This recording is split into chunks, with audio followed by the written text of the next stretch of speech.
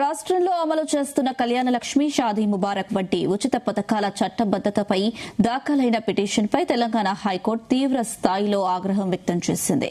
ఈ పథకాలకు సంబంధించి విధించిన స్టేను తొలగించేందుకు ధర్మాసనం నిరాకరించింది. విచారణ సందర్భంగా ప్రభుత్వం సమర్పించిన అఫిడవిట్ ను పరిశీలించిన కోర్టు అందులో సరైన వివరాలు లేవని తీవ్ర అసంతృప్తి వ్యక్తం చేసింది.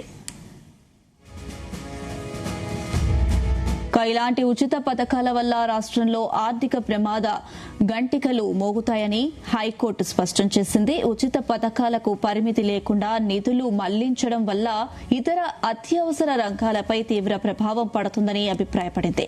ముఖ్యంగా ఉద్యోగులు పదవి విరమణ పొందినప్పటికీ వారికి అందాల్సిన పింఛన్లు, బెనిఫిట్స్ సమయానికి చెల్లించలేకపోతున్నారని ఆందోళన వ్యక్తం చేసింది. ఫలితంగా బెనిఫిట్స్ అందక నిరాశకు గురైన చాలా మంది ఉద్యోగులు న్యాయం కోసం కోర్టు తలుపులు తడుతున్నారని గుర్తు చేసింది. నిర్బంధ భూసేకరణ బాధితులకు చెల్లించాల్సిన పరిహారాలను పక్కన పెట్టి ఉచిత పథకాలకు నిధులు ఎలా కేటాయిస్తారని కోర్టు ప్రశ్నించింది. ప్రజాధనాన్ని ఇలా మళ్లించే బదులు భూ బాధితులకు సకాలంలో పరిహారం చెల్లించి నిరుద్యోగులకు ఉద్యోగ అవకాశాలు కల్పిస్తే అసలు ప్రజలకు ఇటువంటి పథకాలు అవసరమే ఉండదని వ్యాఖ్యానించింది. ఇక ప్రభుత్వ రంగాలు లాభపడి గడిస్తే ఆ నిధులతో సంక్షేమం చేయవచ్చు, కానీ ఆర్థిక స్థితిని మించి ఉచితాలు పంచడం సరైంది కాదని స్పష్టం చేస్తూ సమగ్ర వివరాలతో కూడిన కౌంటర్ దాఖలు చేయాలని ప్రభుత్వాన్ని ఆదేశించింది. అంశానికి సంబంధించి మరిన్ని అప్డేట్స్ మా క్రైమ్ బ్యూరో చీఫ్ రవితేజ అందిస్తారు. రవితేజ, గతంలోనే గౌరవ హైకోర్టు కళ్యాణ లక్ష్మి, షాదీ ముబారక్ విషయంలో ప్రభుత్వం ఫండ్స్ అన్ని మిస్యూజ్ అవుతా ఉన్నాయి. ఇప్పుడు ఈ పథకాలు అందజేయకపోతే జనాలు ఏం నష్టపోరు, ఇవే డబ్బులు అవసరం ఉన్నటువంటి వ్యక్తులకు ఉపయోగపడితే ప్రభుత్వానికి మంచి పేరు వస్తుందంటూ కూడా గతంలోనే కోర్టు ఈ రకమైనటువంటి అభిప్రాయాన్ని వ్యక్తం చేసింది. ఈ రోజు మళ్ళీ విచారణ జరిగినటువంటి సందర్భంగా హైకోర్టు కొంత ఇంట్రెస్టింగ్ కామెంట్స్ చేసినట్టుగా సమాచారం అందుతుంది.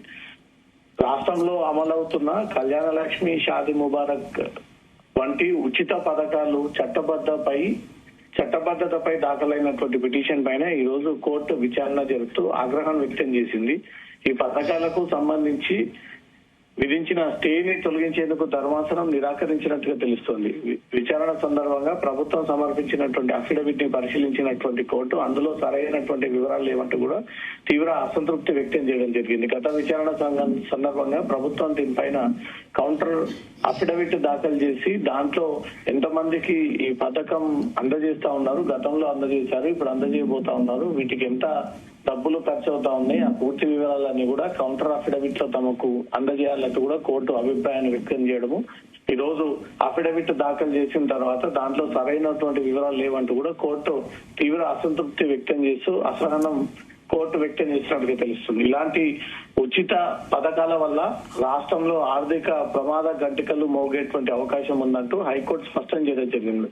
ఉచిత పథకాలకు పరిమితి లేకుండా నిధులు మళ్లించడం వల్ల ఇతర అత్యవసర రంగాలపైన తీవ్ర ప్రభావం పడుతుందని కోర్టు అభిప్రాయాన్ని వ్యక్తం చేయడం జరిగింది. ముఖ్యంగా ఉద్యోగుల పదవి విరమణ పొందినప్పటికీ వారికి అందాల్సినటువంటి పింఛన్లు, బెనిఫిట్స్ సమయానికి చెల్లించలేకపోతా ఉన్నారంటూ కూడా ఇప్పటికే ఆందోళన వ్యక్తం చేస్తూ బెనిఫిట్స్ అందక నిరాశకు గురై చాలా మంది కోర్టులు మెట్లెక్కి కోర్టు తలుపులు తడుతూ కోర్టులో ఆశ్రయించి తమకు ఇప్పటి వరకు ఈ బెనిఫిట్స్ ఇంకా రావలేదు ప్రభుత్వం తరపున అంటూ కూడా అనేక సార్లు మొరబెట్టుకున్నటువంటి సందర్భాలు ఉన్నాయి.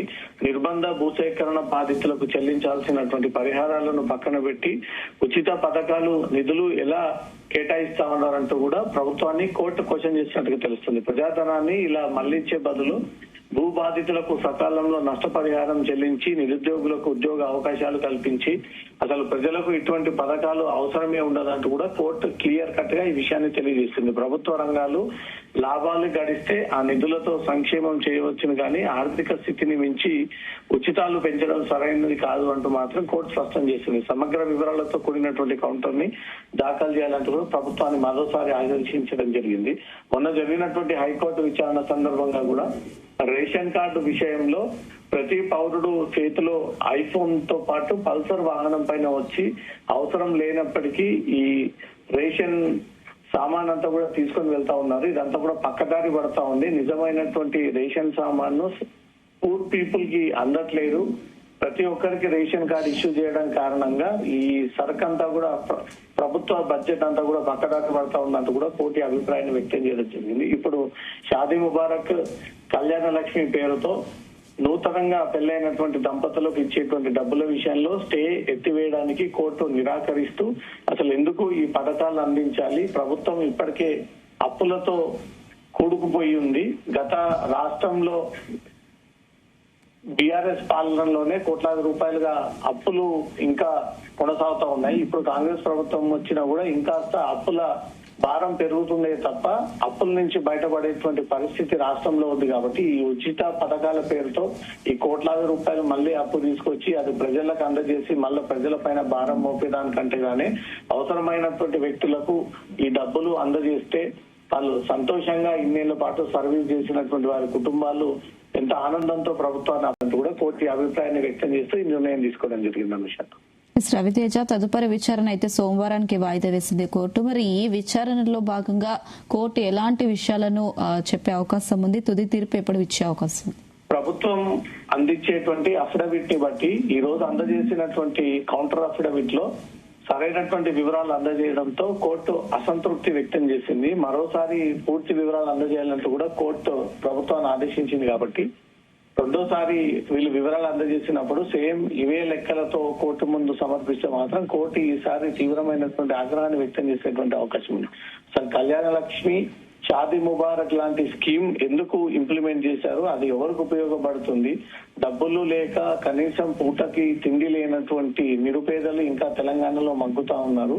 వారి విషయంలో ఆలోచించాల్సినటువంటి ప్రభుత్వం ఈ నూతనంగా పెళ్లి చేసుకున్నటువంటి దంపతులకు ఈ స్కీమ్ ద్వారా ఇచ్చేటువంటి డబ్బులని మళ్లించి ఇతరులకు అందజేస్తే ఇంకాస్త ప్రజలకు దగ్గరగా ప్రభుత్వం అందజేస్తున్నటువంటి స్కీమ్స్ కు వస్తుందే తప్ప ఈ అనవసరమైనటువంటి స్కీమ్స్ ని పెట్టి ప్రజల్ని ప్రలోభాలు పెట్టి ఎన్నికల టైంలో ఇవి ఇచ్చామని ఆ స్కీములు ముందు పెట్టి అవే పార్టీకి ఓట్లేపించుకునే దానికంటే నిజంగానే ప్రభుత్వం ప్రజల్ని ఆదుకునే విధంగా వ్యవహరించారు అన్నట్టుగా మాత్రం కోర్టు ఇండైరెక్ట్ గా ఈ విషయాన్ని తెలియజేస్తోంది. ప్రభుత్వం దాఖలు చేసేటువంటి కౌంటర్ ని బట్టి కోర్టు ఒక నిర్ణయాన్ని వ్యక్తం చేసేటువంటి ఛాన్స్ ఉంది. Right Raviteja, thank you.